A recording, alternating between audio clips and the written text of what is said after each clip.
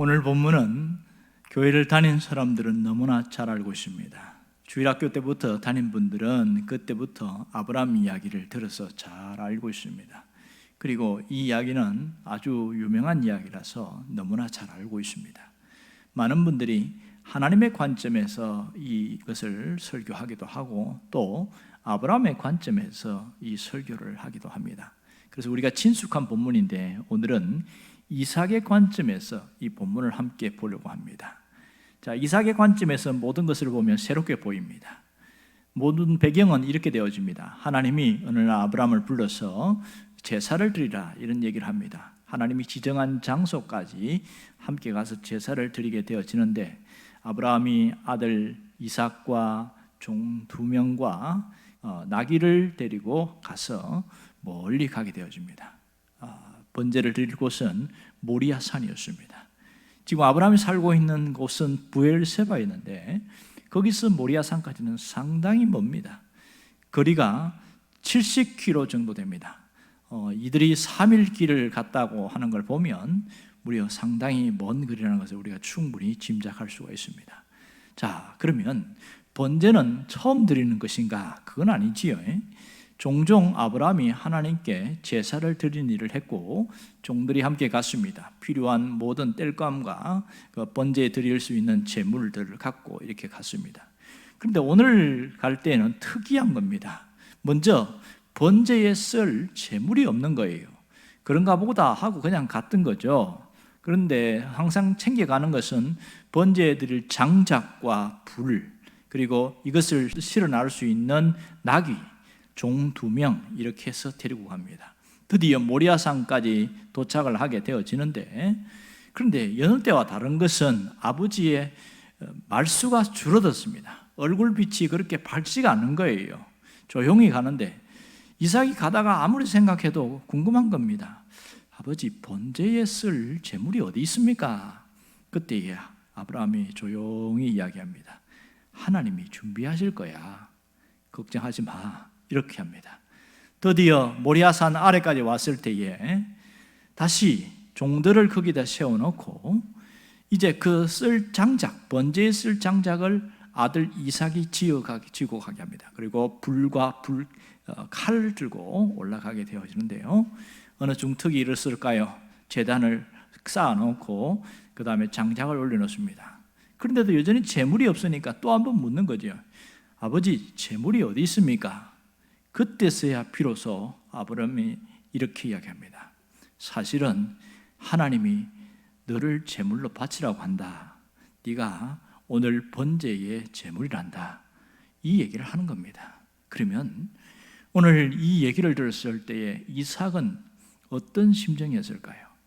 그야말로 충격의 도가니겠지요. 이 말도 안 되는 이야기입니다. 지금 이삭 입장에서 보면 무슨 얘기입니까? 오늘 죽는 날이거든요. 오늘 자기가 죽는다고 생각하니까 얼마나 기가 막힙니까?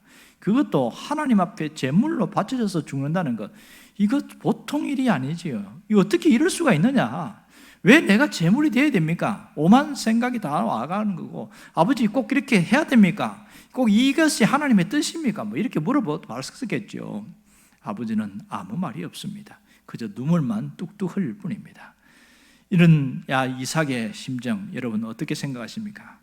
이삭이 정말 답답했을 거라고 생각되어집니다. 오늘 죽음을 앞둔 이 이삭의 모습을 생각해 보세요. 지금 아버지에 대해서 어떤 생각이 들까요? 정상적이라고 할까요? 제정신이 아니라고 생각할까요?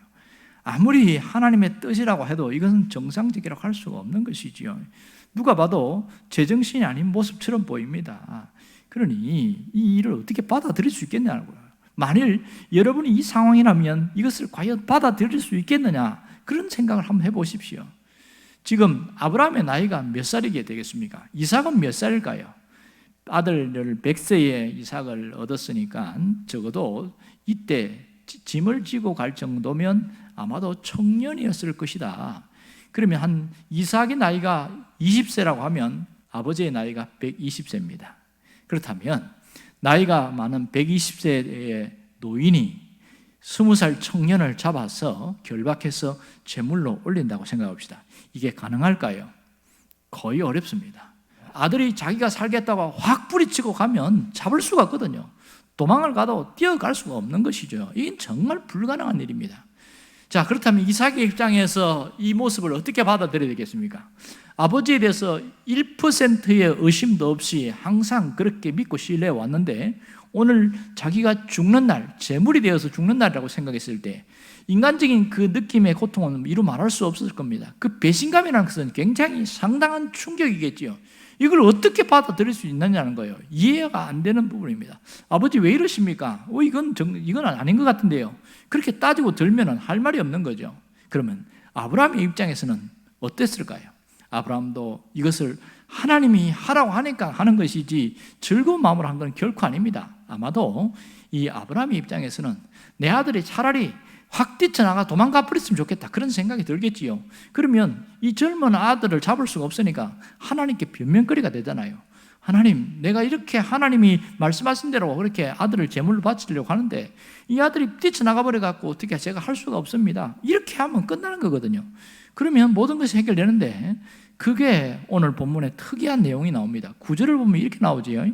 그 아들 이삭을 결박하여 제단 나무 위에 놓고 이랬습니다. 자, 그러면 이 젊은 이삭을 결박해서 놓는다는 것, 아들이 순순히 결박당하지 않으면 가능할까요? 불가능할까요? 절대로 가능할 수 없는 거라는 것을 알 수 있습니다.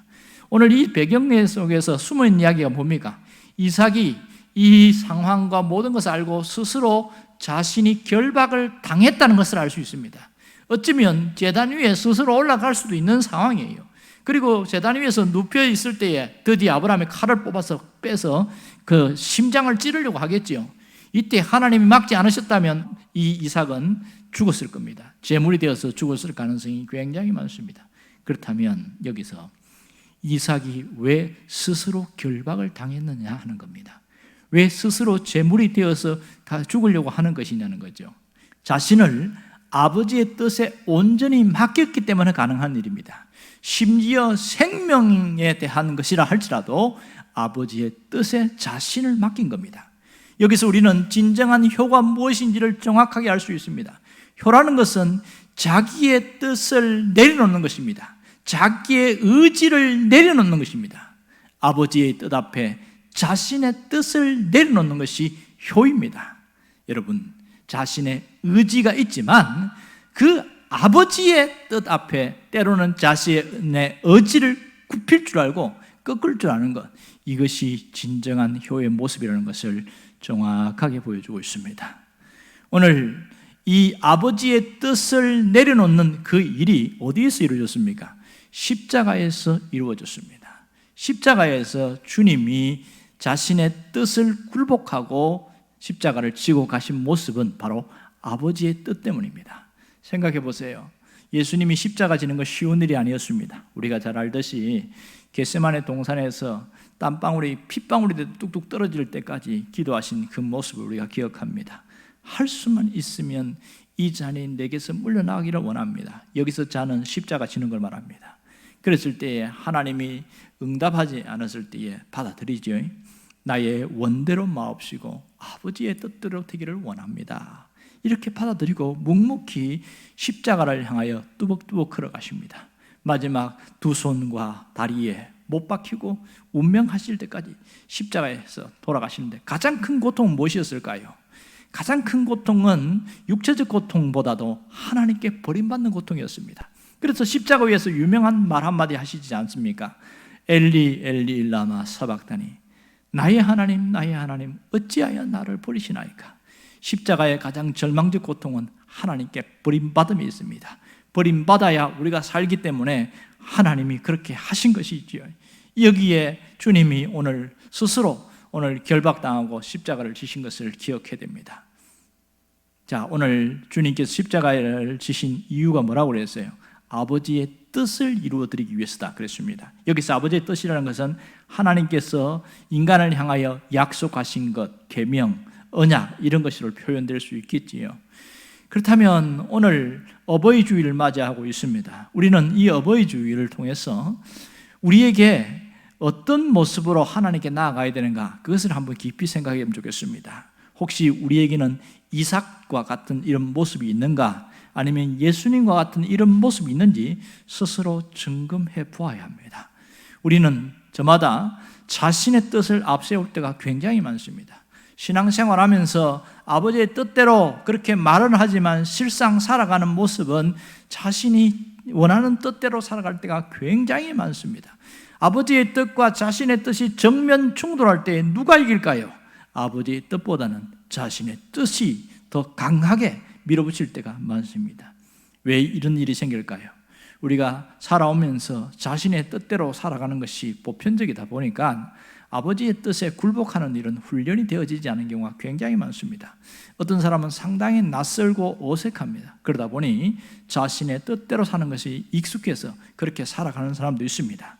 또 어떤 사람은 알긴 알아도 자신의 뜻을 굽히는 것을 못해서 아버지의 뜻대로 살지 못하는 사람도 있습니다. 그러나 예수님은 자신의 뜻을 굽혔습니다. 이삭도 자신의 뜻을 굽혔습니다. 오늘 우리가 주님의 뜻이라면 무엇이라도 내려놓을 수 있기를 원합니다. 주님의 뜻이라면 무엇이라도 내 자신의 뜻을 굽힐 줄 알기를 원합니다. 이게 진정한 신앙이지요.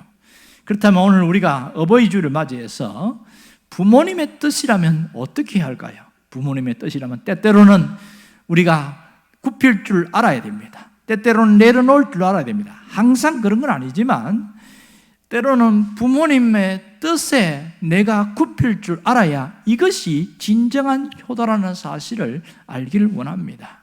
진정한 효도는 부모님이 원하시는 뜻을 따라 받들 때에 효도가 효도답다 이렇게 말할 수 있습니다.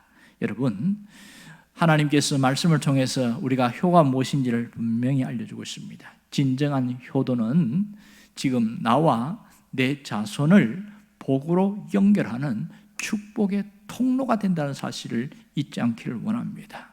나와 내 자손이 복으로 연결되는 축복의 통로가 되어집니다. 하나님은 이 효를 벗어난 자에게는 복을 주신 적이 없습니다. 이것을 깊이 생각해야 됩니다. 특별히 부모는 하나님을 섬기듯이 섬겨야 합니다. 부모를 섬길 때에 하나님을 섬기듯이 섬기라. 어디에 그런 게 나옵니까? 에베소서 6장 2절에 보면 내 아버지와 어머니를 공경하라. 이것은 약속 있는 첫 계명이니 이랬습니다. 이것이 하나님이 원하시는 뜻입니다. 그러므로 이 부모에 대해서 어떤 태도로 나아가야 될까요? 무조건 책임과 의무를 다하려고 해야 됩니다. 예수님도 십자가에 지시면서 살아계신 어머니 마리아에게 자신의 다 하지 못한 효도를 누구에게 부탁한 줄 아세요? 요한에게 그것을 부탁합니다. 요한복음 19장 27절에 보면 이렇게 말합니다. 또 그 제자에게 이르시되, 그 제자는 요한을 말합니다. 보라, 내 어머니라. 이제부터는 너의 어머니처럼 섬겨라, 이 뜻이겠지요. 그랬더니 그때부터 그 제자가 자기 집에 모시니라 그랬습니다. 요한이 어머니가 돌아가실 때까지 끝까지 마리아를 섬겼다, 이런 뜻이 되겠습니다. 자, 하나님이 무엇을 원하실까요? 하나님은 지금도 부모를 공경하기를 원합니다. 또한 부모를 공경하는 자들에게 반드시 보상을 주시는데 복으로 보상을 주십니다. 성경은 분명히 말씀하고 있습니다. 에베소 6장 3절에 이렇게 말합니다.